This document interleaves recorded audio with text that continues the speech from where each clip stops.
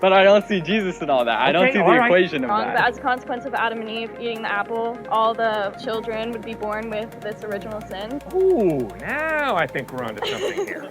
Is everyone born with original sin?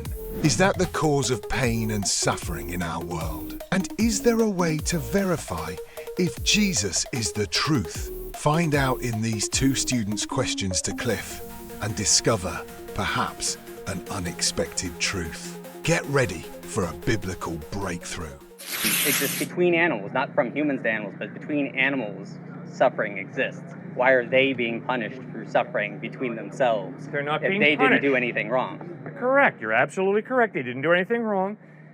The same way, little babies that I have to bury didn't do anything wrong. But they're born into an unfair world where birth defects occur, and so babies die. Not because they've done something wrong. They have not done anything wrong. But they are born into an unfair, unjust, messed up world. Thanks for raising those issues. Yes, ma'am. They're also born with original sin, though. Which Okay, what does that mean? Which, My good Catholic friend, what does that mean? it means that as a consequence of, correct me if I'm wrong, but as a consequence of Adam and Eve eating the apple, all the following children would be born with this original sin that would have been an effect of mankind previously, correct? Okay, maybe. And at least also the way I was brought up was Yes. that if you were not baptized or had your original sin reversed, you Yep. would not be able to make it to heaven. Yeah, I So totally isn't disagree with that- that. I don't think there's any biblical basis for that. But wouldn't like original sin be a spiritual birth defect? Good. Ooh, now I think we're onto something here. Okay, so what on earth is original sin? Original sin is simply this. I am born with a readiness to sin factor. Doesn't mean that everything I do is evil. My atheist friends do a lot of good. They've got a conscience. But all of us have sinned. Every atheist, every agnostic, every Christian, Jew, Buddhist, Hindu, we all have sinned. Part of the reason we have sinned is because we're born with a readiness to sin factor. Let me give you an example. When I was 4 years old, I was in a sandbox playing, and my friend had the audacity to hurt me. So very naturally, I took up the metal truck, and I said, "Really?" Bam! Never seen that behavior model before, but I very naturally took up the metal truck, slammed it on my playmate's head, and it wasn't pretty. I am a sinner. That's my son over there, walking this way. He used to sit on a baby chair. I would put a glass of grape juice in front of him, and I would say, "Stuart, do not knock this glass of grape juice off this tray." And with a smile from this ear to this ear, he would backhand that glass of grape juice off the tray. He was born a sinner, same way as old man, me, was born a sinner. Now what does that mean? It means we have a readiness to sin factor. But we cannot blame our sinful nature for what we do, because we still have a free will. So if I slap her, and you say, "Wait a second, Cliff, what'd you just do to her? Why'd you do it?" And I say, "Because of my sinful nature." That's a cop-out, because I still have a will. And you see, here's the challenge. The challenge for me is to overcome my sinful nature with my will and make responsible decisions. And that's why the whole line of thinking at Texas State University, which is, I was born with this desire, therefore it's good, is a crock. Well, can I ask you then, do you believe that babies are born with an understanding of good versus evil, or do you believe that it was taught by human nature? Good, very good question. I'll answer this and then Stuart, you answer it. I am convinced that my little granddaughter, who is 6 months old, his daughter, has no understanding of what good and evil are. But I am convinced that when she comes of age, and I think for different people that's different, she will develop her own understanding of good and evil. Will that understanding be heavily influenced by her environment? Yes, ma'am. Will her understanding of good and evil be limited by her environment? No. Once again, smack. Sorry you're getting hit so many times today. You ask me, Cliff, why'd you do it? And I say to you, because I grew up in an environment that taught me that women who wear this color sweatshirt deserve to be smacked. It doesn't cut it. Because although my environment taught me that, I still have a conscience, a rational mind, and I am responsible before God to exercise that and to contradict my culture, to contradict my environment when I begin to realize my environment is wrong. Let me give you one quick example. Yeah, no, go ahead. I played major college basketball. I was the worst guy on the team. I had good seats for every game. But I can promise you, almost, not everybody, but almost every guy who I played college basketball with had a very clear understanding of what human sexuality was all about. It was all about getting as many good-looking women into bed with them as they could. And so I had to exercise my conscience and my rational thinking. I had to ask, is that why God gave me my sexuality? To have sex with as many good-looking women as I can. And was it tempting to follow their example? I mean, that's the environment. I mean, shoot, we flew on a jet to different, played against UCLA, St. John's, NC State, Wake Forest. I mean, we were high flying. Okay, and so we all knew what we did at night.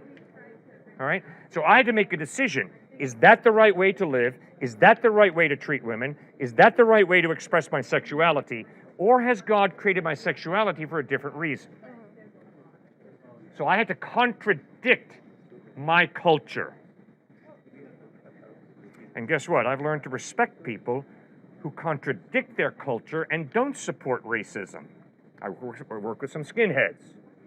And those skinheads grew up in a culture that said, white superiority is clear. But there's some skinheads who said, no, it's wrong, and I'm not going to follow my culture. So that's how I think through that issue. All right, Stuart, what do you think? Well, yeah, I would just add to that, because we've talked so much about kind of the moral, ethic side of things, it's important, again, to remember that the Christian faith is not about just be a good person, somehow you'll get into heaven. Just be a good person. You know, I'm a good person, so I'm in. No, to your question, many babies are born into, whether it's a crack baby or whether it's a baby born into a very religious home or a Christian, an Amish baby, let's just say. They're typically born into homes that are very tender, loving, as long as they don't leave, right, and they get excommunicated. Tender, loving, they get taught ethics. See, when you become a Christian, cynical, pharisaical, judgmental Christians will say, oh, well, you should be, say, 9 out of 10 on the ethic standard rung, in terms of you should be a great person. But no, Christ doesn't understand that the baby born into an Amish family versus the baby born into a crackpot family, this baby, when they come to know God from a very young age, they're going to be higher ethically in terms of how they live than this one who is, say, probably ethically living a pretty messed up life, at least at first, and yet they both have eternal life because they've accepted Christ. It's not like somehow this one is going to be higher in heaven, Right. like there's levels, than this one. But then why give original sin to something that doesn't even have a working conscience yet? I'm glad I heard you say give original sin one more time, because I heard you say that earlier. Right. Because God doesn't give original sin. See, I debated an atheist on YouTube not too long ago. He's a comedian. And that's what he kept pushing me on. Out of the book of Isaiah, briefly talks about how God creates evil. But if you look at the interpretation, what it means is God judges different people groups when they have done tremendous evil. So just like that passage with original sin, God doesn't give us original sin. He gives us free will, just like with Satan, to decide whether to worship him, to love him, to have a loving relationship with him, or to just go our own way, to live for ourselves, to live any old way we want. And then that, based off of Genesis 3 and what happened in the garden with Adam and Eve, what they decided that we're going to flip you off, we could care less about you, then they lived their own kind of way and original sin started. But to your point, absolutely, we're born into a messed up world, so we do have a readiness to sin factor, I believe you said that, from the earliest of ages.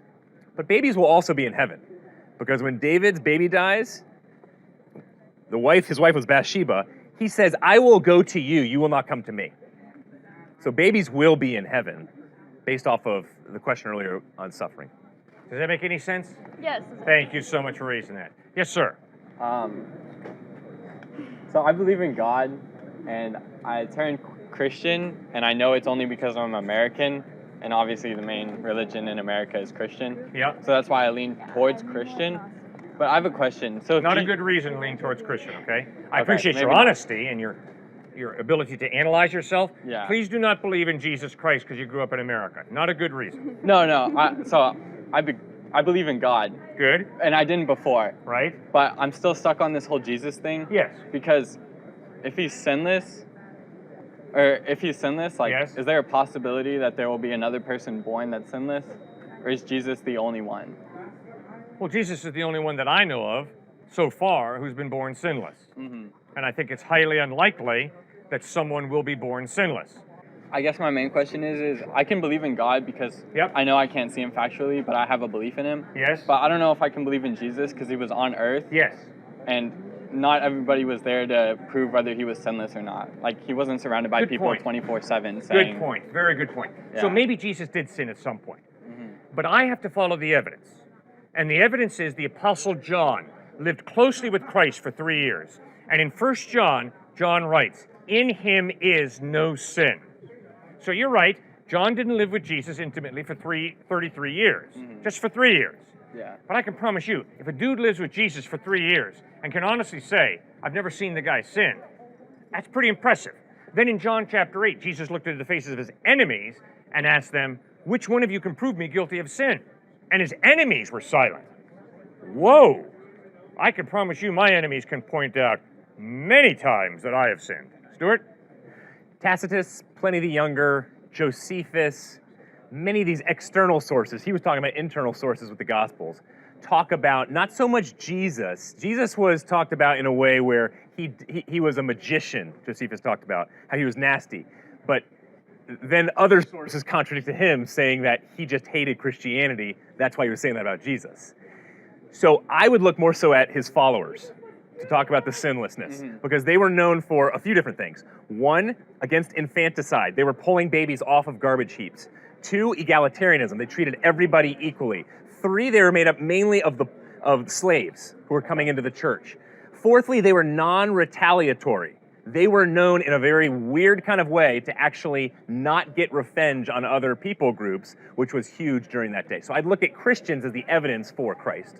Okay, now I like you a lot. So, You're being honest, so keep going. yeah, so maybe this is just like the belief part, but I have a hard time believing that part. Like, I can believe in God because I know I can never see it. We can never see God. Well, we can never see him, like, visually. Is that why you believe in God? Because you can't see him? No. I mean, I couldn't Good. get too deep into it, but it would take a long time. But I'm saying, like, just reading the book and believing that there was a human that did that, I have a hard time believing that. Like, a really hard time. Okay, but I'm pleading with you. You've got a good mind, sir. You articulate and think well. Now remember, you can't believe in God simply because you believe in God. You believe in God because there's evidence. A lot of it's common sense. Well, my evidence is that there is an objective truth. Good. And that from that there is a good. All right. But I don't see Jesus in all that. I don't Okay, see all the right. equation of that. Okay, but remember, we're starting off then with defining faith. You don't believe in God simply because you believe. No. You believe in God because there's evidence that God exists, right? Yeah. Okay, excellent. Now just do the same thing with Jesus. Read the Gospels, Sure. Yes. and yes, it's going to be different.